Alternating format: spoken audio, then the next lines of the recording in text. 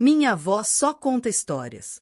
De jeito nenhum ela fez tudo isso, disse minha sobrinha Madison com uma risada alta o suficiente para metade da mesa do brunch ouvir. Depois, o museu inaugurou a estátua, Coronel Evelyn M. Williams, condecorada com a estrela de prata de reconhecimento da Guerra Fria. A multidão inteira ficou em silêncio, atônita. A cor desapareceu do rosto de Madison. Minha filha engasgou. Meu genro tirou o chapéu. E eu, a velha senhora para quem eles sempre passavam um purê de batata sem ouvir, estava na primeira fila, uniformizada. Pela primeira vez em décadas, o mundo se voltou para mim e me saudou. A manhã começou como muitas outras. Luz do sol através das cortinas da minha cozinha, café feito em uma cafeteira de cerâmica lascada e o som distante de um cortador de grama zumbindo 2 casas abaixo. Eu me movia lentamente agora, mas ainda assim me movia melhor do que alguns, pior do que outros. Minhas juntas faziam mais barulho que o assoalho, mas consegui fazer o trabalho. Eu estava arrumando a mesa quando ouvi a porta de tela se abrir e a voz alegre da minha neta ecoar pela casa. Vovó, é melhor você ter feito aquela torta de pêssego. É a única razão pela qual vim de Baltimore. Madison tinha 21 anos, era cheia de fogo e opiniões, e ainda acreditava que o mundo merecia sua atenção só por aparecer. Ela correu para a cozinha como um furacão, com o celular já na mão, a câmera virada para selfies. Sorri, não porque a achasse encantadora, mas porque há muito tempo eu já tinha me conformado com o fato de ser subestimada. Todos eles vieram em ondas, minha filha Raquel, seu marido Darren, minha outra neta Lily com seu noivo. Eles trouxeram flores, refrigerantes, risadas, barulho. A casa, antes silenciosa, de repente ganhou vida com o tipo de energia que eu amava e temia em igual medida. Olha você, disse Raquel, mãe, dando-me um beijinho na bochecha. Ainda usando o cabelo preso como um general. Você nunca relaxa, não é? Velhos hábitos, murmurei. O brunch foi ideia minha. Eu sempre oferecia no fim de semana anterior ao Memorial Day. Eu nunca dizia o porquê. Eu não precisava. Eles presumiam que era algo sentimental, apenas mais uma desculpa para fazer ovos e falar sobre o tempo. Era o que eles pensavam. E eu os deixei pensar. Sentamos à mesa. Madison falou sobre seu estágio em uma empresa de marketing, como era chato, como seu chefe era idiota e como ela planejava começar um podcast. Raquel e Darren trocaram sorrisos cúmplices, orgulhosos de sua filha motivada. Então Madison voltou sua atenção para mim. Ei, vovó, disse ela com falsa curiosidade. Você não costumava contar alguma história maluca sobre estar no exército ou algo assim, como perseguir bandidos na selva? Você inventou isso, certo? A mesa riu. Até Raquel riu. Tomei um gole do meu café. Estava morno, mas eu precisava de algo para fazer com as mãos. As histórias da vovó são lendárias, acrescentou Darren. Melhores que Netflix. Juro que você deveria escrever um livro, Madison. Como uma série de fantasia, tipo crônicas de espionagem de velhinhas ou algo assim. Mais risadas. Sorri de novo. Eu era boa nisso, sorrir apesar das coisas. E então Raquel, ainda sorrindo, mencionou. Ah, oi. Vi algo no noticiário. Eles estão fazendo uma nova exposição no Museu de Guerra no centro da cidade. Algumas coisas da Guerra Fria. Você deveria vir conosco amanhã, mãe. Talvez eles tenham uma de suas máquinas de escrever antigas em exposição. Essa doeu um pouco. Acho que vou, eu disse suavemente. Darren ergueu uma sobrancelha. Sério? Que ótimo! É público, então sinta-se à vontade para se juntar a nós. Você pode gostar. Madison bufou. Vovó, você só quer corrigir os rótulos deles. Eu ri também, porque era isso que esperavam que eu fizesse. Porque corrigi-los significaria dar a eles a satisfação de saber que me irritavam. E eu tinha aprendido há muito tempo, em lugares muito mais difíceis do que esta mesa, que o silêncio costuma ser a lâmina mais afiada. Depois do brunch, fiquei na pia lavando a louça enquanto eles sentavam lá fora, sob a cerejeira, tomando limonada e tirando selfies. Raquel postou uma com a legenda: 3 gerações de mulheres fortes. Vibrações de brunch de arte Jatsi. Sequei as mãos e olhei pela janela. Eles me viam como pano de fundo, uma mulher de fala mansa, de avental, com histórias engraçadas e problemas nos joelhos. Eles não sabiam das cicatrizes, da selva ou da única missão que nunca foi registrada oficialmente, mas salvou uma dúzia de vidas americanas. E não precisavam, porque amanhã a história falaria por mim. Não foi a primeira vez que fui dispensada. Não foi a primeira vez que alguém riu da vida que eu vivi antes de nascer. Mas aquele brante, aquela risada, se alojou em algum lugar mais profundo. Não porque fosse cruel. Não era. Era isso que piorava tudo. Era casual, sem esforço, como um reflexo, como se eu nunca tivesse sido nada além de uma doce velhinha de andar lento e voz suave. Madison não queria me machucar. Ela nem percebeu que tinha. Esse é o problema de ser invisível. A maioria das pessoas não percebe que está olhando através de você. O resto do dia passou como os feriados costumam passar, lentamente e sem alarde. A família foi embora por volta das 4 da tarde, me abraçando e se despedindo, prometendo que me buscariam para o evento do museu se eu estivesse afim. Raquel me beijou na bochecha e disse: "Não exagere." "Tudo bem, mãe. Aproveite o dia." Assenti e sorri. Assim que a porta se fechou atrás deles, entrei no quarto dos fundos, o pequeno com a comoda de cedro aos pés da cama de hóspedes. Abri. As dobradiças estavam duras pelo desuso. Dentro havia uma caixa, padrão militar, verde-oliva, arranhada e amassada pelo tempo. Levantei-a como se pesasse 500 quilos, não porque fosse pesada, mas porque a memória tem gravidade. Lá dentro, dobrado com precisão, estava meu antigo uniforme de serviço militar. A fita com o nome dizia: Tenente Coronel. As fitas ainda estavam presas, um pouco desbotadas, mas intactas. Minha estrela de prata, minha medalha de serviço meritório da defesa, meu distintivo de paraquedista e o distintivo de ação de combate, tudo real, tudo conquistado. Eu não usava há mais de uma década. Eu dizia a mim mesma que era porque não importava mais, que eu havia superado necessidade de validação de medalhas ou distintivos. Mas essa não era toda a verdade. A verdade era que ninguém nunca perguntava. E, com o tempo, parei de oferecer. Depois do jantar, sentei-me na varanda, enrolada num chale, observando o sol se pôr atrás do carvalho do vizinho. Vagalumes tinham começado a piscar na grama quando minha vizinha Edna chegou com um prato de barrinhas de limão. "Tem um dia cheio amanhã?" perguntou ela, colocando o prato ao meu lado. "Tenho sim", respondi baixinho. Ela sentou-se ao meu lado, ajeitando a bengala. "Ouvi dizer que estão fazendo algo especial, algo bem grandioso. Você faz parte disso?" Olhei para ela. Edna tinha 84 anos, era esperta como um ataque, ex-oficial de comunicações da Força Aérea. Ela sabia das coisas. "Posso saber", eu disse. Ela assentiu lentamente. "Já era hora, Evelyn. Já era hora." Ficamos em silêncio por um tempo. O único som era o distante cricrilar dos grilos e o rangido da varanda balançando abaixo de nós. Lembrei-me do dia em que conheci Edna, 22 anos atrás. Ela foi a primeira vizinha que não me perguntou sobre meu falecido marido. Ela me perguntou onde eu servia. Foi assim que eu soube que seríamos amigas. "Você está nervosa?" ela perguntou depois de um tempo. "Não para mim." Ela não insistiu. Ela sabia. Na manhã seguinte, me arrumei bem antes da família chegar. Eu não queria a ajuda deles. Eu queria o tempo. Eu precisava do ritual. Tomei banho, sequei o cabelo e o prendi no velho coque militar que eu não usava há anos. Depois, estendi meu uniforme na cama, peça por peça, paletó, calça, cinto, camisa, sapatos. Os metais eu repintei à mão, ajustando-os com um nível de cuidado que parecia sagrado. Não era vaidade, era respeito. A batida veio às 10h15. Madison, é claro, estava buzinando na entrada da garagem antes que eu pudesse alcançar a porta. Quando saí para a varanda, completamente vestida, vi a confusão se espalhar pelos rostos deles como uma onda lenta. Raquel piscou. "Você está usando isso?" Assente. Parecia apropriado. Darren deu um sorrisinho respeitoso. "Seja elegante, Evelyn. Muito elegante." Madison foi menos sutil. "Espera, isso é de verdade?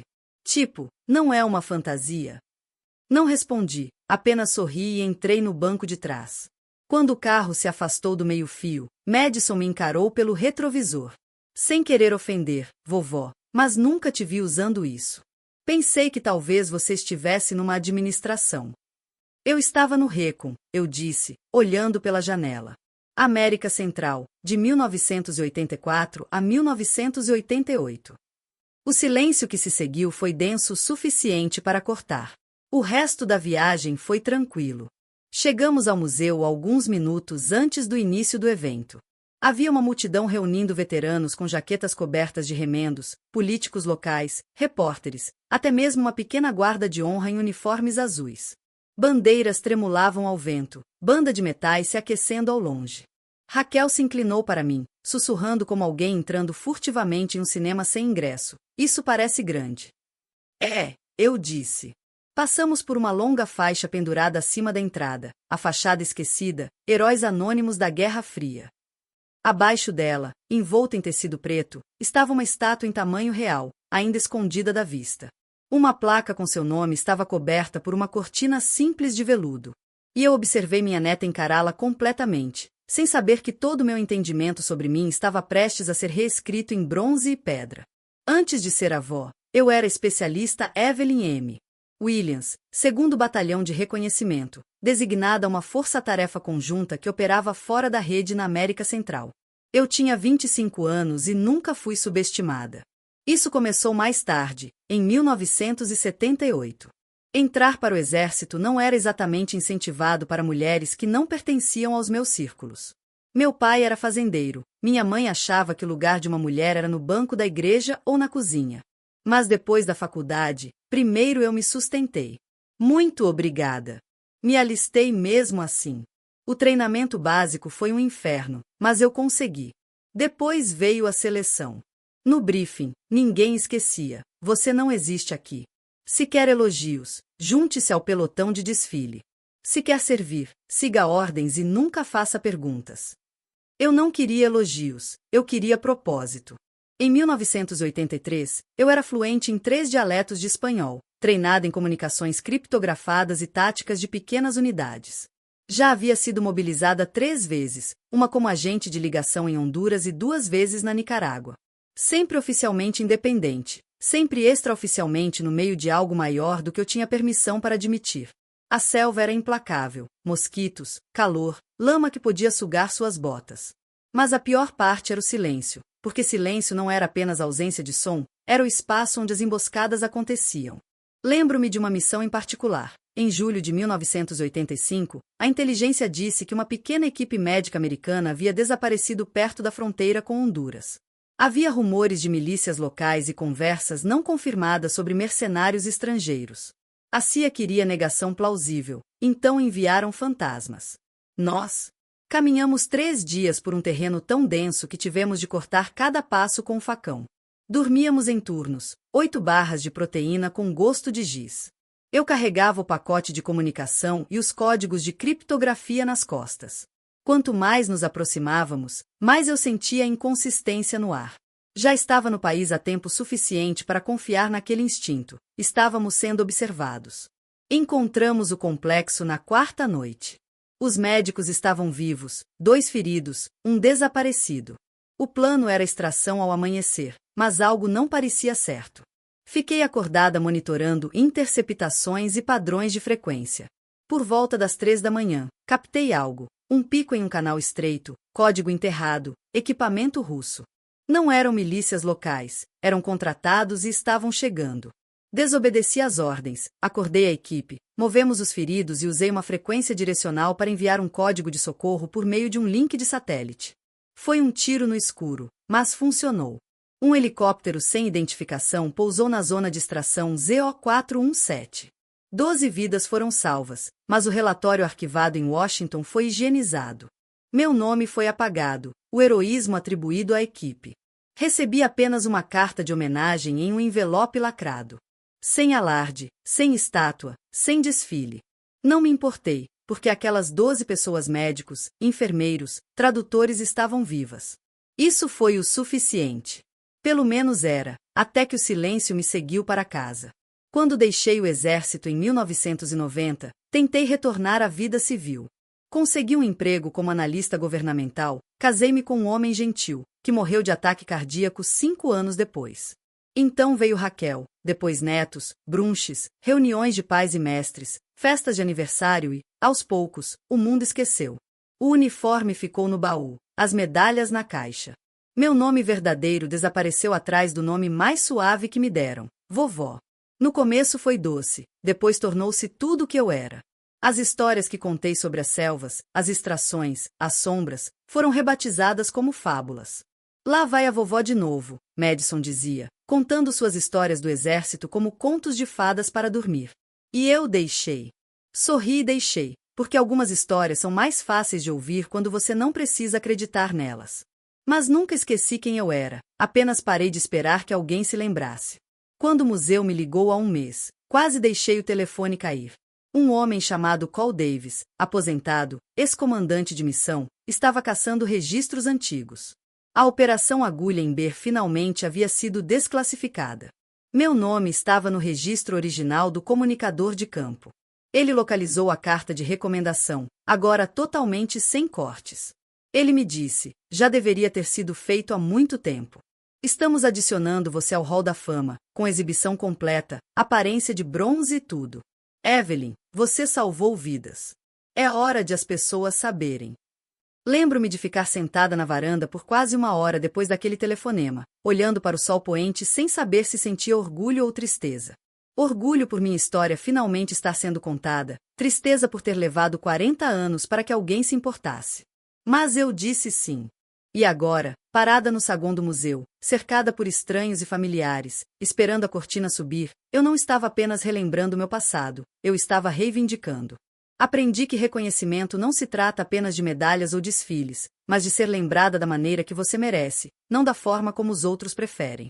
Por 30 anos, permiti que se lembrassem de mim como quisessem porque era mais fácil, porque corrigi-los parecia discutir com um rio. Mas agora, parada naquele museu, observando estranhos ocuparem as fileiras de cadeiras dobráveis, percebi uma coisa: mais fácil não é o mesmo que certo. Eu não precisava de validação, eu precisava que a verdade fosse permanente, gravada em bronze, escrita a tinta que ninguém pudesse apagar. E, no entanto, mesmo agora, mesmo aqui, minha família ainda não esperava por isso. Raquel estava folheando o programa, Darren já havia se aproximado da mesa de petiscos. Madison estava mandando mensagens, meio atenta, como se estivesse em uma palestra da faculdade a qual não queria assistir. Fiquei encostada na parede, uniformizada, observando as pessoas entrarem. Veteranos com bonés antigos acenaram educadamente com a cabeça. Um ou dois ficaram surpresos ao ver a patente no meu ombro e alguns fizeram a saudação, que retribuí em silêncio. A cortina preta ainda escondia a estátua, e a multidão silenciou quando um funcionário do museu subiu ao pequeno palco. Senhoras e senhores, começou ele, obrigado por se juntarem a nós hoje para a inauguração da nossa mais nova adição ao Hall da Fama, uma homenagem àqueles cujo serviço durante a Guerra Fria mudou o curso da história, embora grande parte dele tenha permanecido nas sombras. Senti Madison se inclinar para Raquel e perguntar: é esta parte em que fingimos nos importar, recebendo um olhar de advertência em resposta. Eu ouvi tudo, sempre ouvi, e essa é a graça de ser invisível, acostuma-se a escutar as opiniões reais das pessoas. O diretor continuou, falando de missões nunca discutidas, nomes nunca registrados nas manchetes e pessoas cujas ações salvaram vidas sem jamais exigir reconhecimento. Hoje, um nome assim está finalmente sendo lembrado. Suas palavras eram lentas e intencionais, uma especialista em reconhecimento infiltrada na América Central. Uma condecorada com a Estrela de Prata. Uma comandante que agiu contra ordens para preservar as vidas de sua equipe e aliados locais. Uma líder que redefiniu o que significava servir mesmo quando o mundo não estava olhando. A testa de Raquel franziu. Madison parou de mexer no telefone e então veio. Por favor, levantem-se enquanto homenageamos a Tenente-Coronel Evelyn M. Williams. A cortina caiu, a sala ofegou e lá estava eu 2 vezes, uma em bronze, alta, orgulhosa, com o rifle pendurado nas costas em trajes de selva esculpidos em detalhes, e outra na vida real, mais velha, grisalha, mas ainda de pé. Minha filha se virou para mim, os lábios entreabertos sem som, enquanto Darren recuava como se tivesse visto um fantasma, e Madison permanecia imóvel, apenas olhando. Caminhei para frente enquanto a multidão se erguia em uma ovação, uma onda de respeito não pelo que eu havia me tornado, mas pelo que sempre fui. Ao chegar à base da estátua, olhei para cima e li a placa, que a Coronel Evelyn M.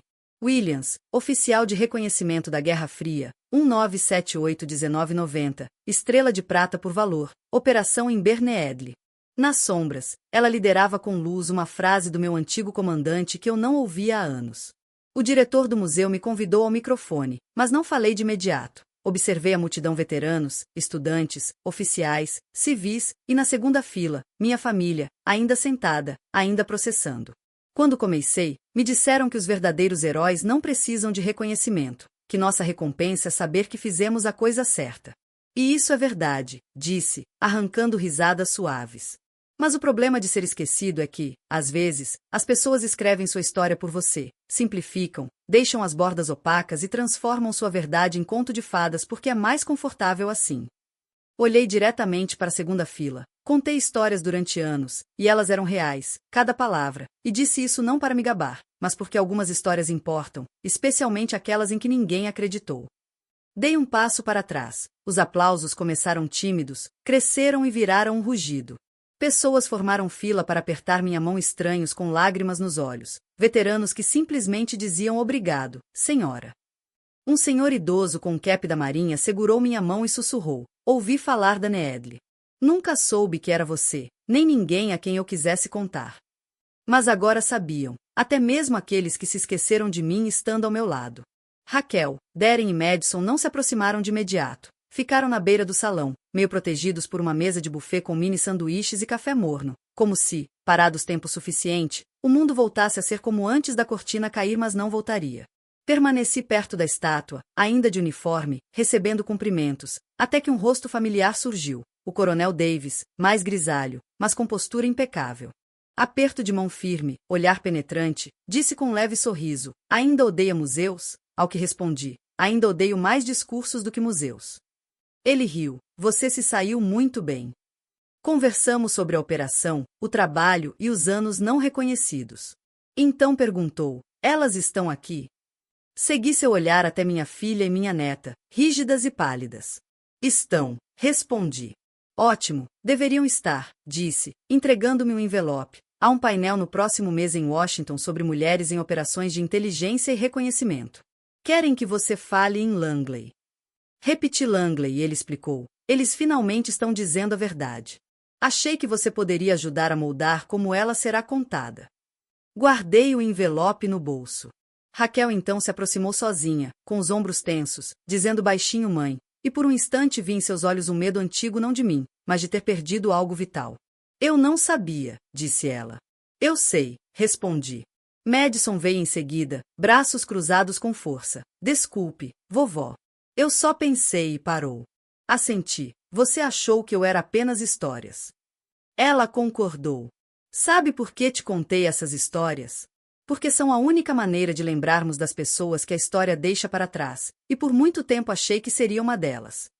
Vi no rosto dela mudança, não constrangimento, mas compreensão. Eu quero conhecê-los, disse. De verdade desta vez? Perguntei. Ela assentiu. Então sente-se comigo. Sem celulares, sem filtros, só nós duas. À noite, em casa, o silêncio não era mais pesado, mas leve. Guardei o uniforme e toquei o velho baú de cedro, ainda trancado. Hesitei e abri. Dentro, a caixa com medalhas, fotos e cartas. Madison apareceu à porta. Posso ver? Entreguei-lhe a estrela de prata e contei tudo numa versão infantil, mas a verdadeira, com sangue, medo e a decisão que contrariou ordens e salvou vidas, além do custo de ser invisível para o conforto alheio. Ela chorou em silêncio. Por que nunca contou para mamãe? Contei, mas às vezes as pessoas só ouvem o que querem ouvir. Acho que te devo mais do que um pedido de desculpas. Não, só me deve a verdade daqui para frente. Ela assentiu, e eu acreditei. Na manhã seguinte, acordei com o som de pratos. Madison estava na cozinha preparando ovos, bacon e torradas, e se virou para mim com um sorriso tímido. Pensei, você já me fez café da manhã umas 100 vezes. Achei que talvez fosse a minha vez. Sentei-me, pela primeira vez em muito, muito tempo, deixei alguém me servir. Era estranho como a história se espalhou rapidamente. Na segunda-feira, o noticiário local transmitiu uma reportagem, um pequeno segmento de 2 minutos e meio, intitulado Avó Local Revelada como Heroína da Guerra Fria. Usaram a foto da inauguração, aquela em que eu apertava a mão do Coronel Davis, ao lado da minha estátua de bronze. Eu nem sabia que tinham tirado essa foto. Na quarta-feira, o Noticiário Nacional entrou em contato. Um produtor de um programa matinal queria uma entrevista. Recusei educadamente. Pensei, deixe a estátua falar. Deixe o silêncio ecoar um pouco mais. Mas as pessoas perceberam. O carteiro me cumprimentou na próxima vez que pisei na varanda. A bibliotecária que me conhecia havia 15 anos sussurrou, enquanto me entregava um recibo: "Você é uma lenda. Você sabe disso." Até o adolescente que embalava minhas compras perguntou se eu era mulher do museu. Respondi que sim, mas só depois que ele perguntou 2 vezes. Mesmo assim, não era no público que eu pensava mais. Era na família. Raquel passou por lá 3 vezes naquela semana, não com caçarolas nem por obrigação, mas simplesmente para sentar comigo, ajudar a limpar o sótão e fazer perguntas de verdade. Você já pensou em desistir? Você teve medo? Você já matou alguém? Respondi a todas, nem sempre com todos os detalhes, pois algumas histórias ainda estavam muito cruas, muito emaranhadas na memória. Mas disse a verdade. Chega de edições. Então veio a maior mudança de todas. Madison apareceu com um bloco de notas. "Quero documentar suas missões", disse ela, "não como uma biografia, mas como um arquivo de legado. Sabe, para nossa família, algo que não se perca." Olhei para ela por um longo tempo. Ela não se moveu. Então concordei. Começamos com nomes pequenos, datas, mapas. Peguei documentos antigos, cartas do campo. Uma ainda tinha sangue, embora eu nunca tenha dito de quem era. Deixei que ela segurasse mesmo assim. Ela tratava cada peça com reverência, como se estivesse tocando a história porque estava. No fim de semana seguinte, voltamos ao museu, só nós duas. A multidão já havia desaparecido, as faixas tinham se dispersado, a fanfarra sumira. Mas a estátua permanecia, bronze imóvel, sem piscar, eterna. Ficamos em silêncio diante dela. Minha imagem me olhou de volta, olhos mais jovens e fortes fixos em um horizonte que já havia passado há muito tempo. "Sabe o que é estranho?" perguntou Madison suavemente. "O que é?" respondi.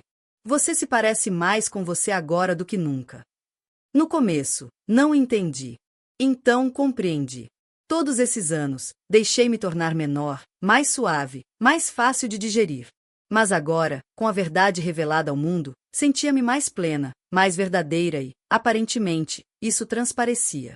Alguns visitantes passeavam pela exposição. Uma mulher parou perto de nós, olhou para a estátua e depois para mim. Sua boca se entreabriu levemente. "Com licença", disse timidamente.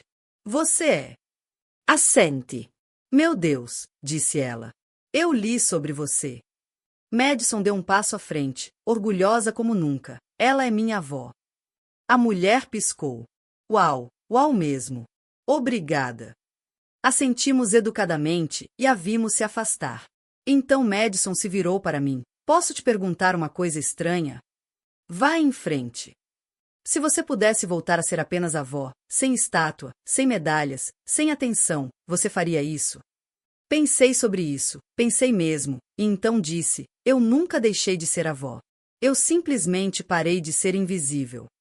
Naquela noite, de volta a casa, encontrei um pacote na porta, sem endereço de retorno. Dentro havia um livro de capa dura, com letras douradas sobre azul marinho, Operação Ember necessária, os arquivos não contados. Na capa, uma nota para Coronel Williams, de Leor. Algumas histórias se recusam a ficar escondidas para sempre. Fiquei sentada com aquele livro no colo por um longo tempo, deixando o peso dele se acomodar. Não se tratava de vingança, tratava-se da restauração da verdade. E, ao restaurá-la, dei à minha família algo mais poderoso que a história, dei-lhes um legado. 6 meses depois, minha casa estava mais silenciosa do que nunca, mas não era o silêncio de ser ignorada, era a paz de ser conhecida. O baú de cedro no meu quarto agora estava vazio. As medalhas antes escondidas na escuridão agora estavam expostas atrás de um vidro, centralizadas em uma vitrine personalizada que minha filha encomendou como presente de Natal. No centro, a estrela prateada. Ao lado, uma foto minha de uniforme, em pé ao lado da minha estátua no museu. Acima de tudo, gravado em ouro, lia-se: "Filha do soldado, contadora de histórias, Coronel Evelyn M. Williams." Sorri. Eles finalmente entenderam que todos esses 3 papéis eram reais, que eu não precisava ser reduzida a apenas um. Raquel me ligava toda semana agora, não por culpa, mas porque queria ouvir minha voz. Conversávamos sobre o passado, sim, mas também sobre o presente, o trabalho dela, os filhos, as notícias. Ela começou a fazer trabalho voluntário na clínica do VEA e disse que isso ajudou a entender um pouco mais sobre a mãe, a soldada. Eu não disse muita coisa, apenas escutei. Isso foi o suficiente. Madison visitava com frequência, trazendo livros, equipamentos de áudio e até um microfone. Agora ela estava trabalhando em um podcast, não um comentário sarcástico sobre cultura pop que sonhava fazer, mas algo diferente. Chamou-o de Shadow Service, uma série dedicada a histórias militares não contadas. Episódio 1. Minha história. Ela me entrevistou por meio de uma gravação telefônica entre nós. Fez boas perguntas, reais, sobre ética, sacrifício, identidade. Em determinado momento, parou a gravação com os olhos marejados. Sinto muito por não ter te visto antes, disse. Estendi a mão e toquei sua bochecha. Você me vê agora. É isso que importa. O convite de Langley transformou-se em uma palestra. Fiquei diante de uma multidão de analistas, oficiais e cadetes. Alguns nem eram nascidos quando servi, e, ainda assim, ouviram como se cada palavra me importasse. Porque agora importava. Depois, uma jovem oficial de inteligência se aproximou, nervosa. Senhora, entrei por causa de mulheres como você, mas eu não sabia seu nome até agora.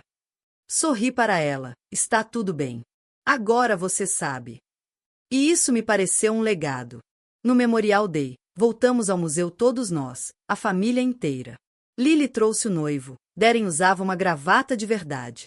Raquel segurou minha mão enquanto caminhávamos pelos corredores de mármore. Madison estava ao lado da estátua, caderno na mão, falando baixo para um grupo escolar em excursão. Uma voluntária havia ligado dizendo que estava doente, e Madison se ofereceu para substituir. Ela estava contando a minha história. Fiquei para trás, ouvindo. Ela acertou os detalhes, mesmo os mais difíceis. Não adoçou a pílula, não dramatizou. Falou como testemunha, como alguém que acreditou. Os alunos aplaudiram quando terminou, e alguns ficaram para fazer perguntas. Madison me viu perto da entrada da exposição e sorriu, não o sorriso de quem quer impressionar, mas o de alguém finalmente orgulhoso de pertencer. Mais tarde, de volta a casa, o balanço da varanda rangeu sob o peso das lembranças.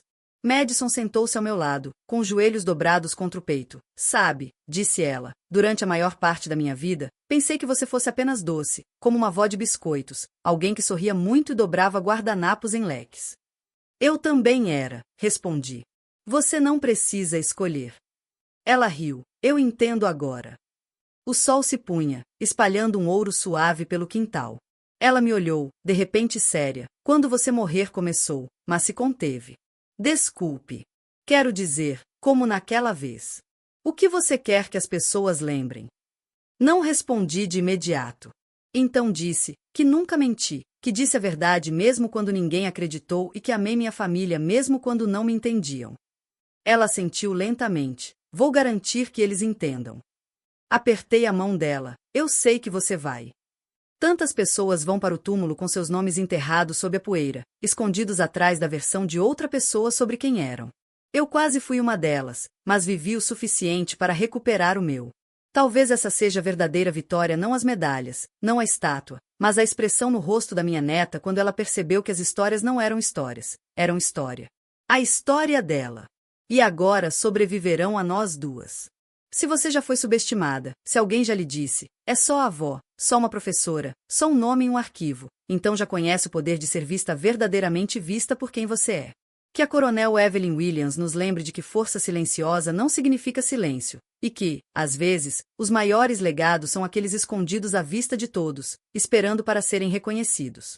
Se esta história te tocou, compartilhe com alguém que precise ouvi-la. E assine a Honorline, onde cada história lembra ao mundo que você nunca foi qualquer coisa. Seu nome importa aqui, e nós nos lembraremos.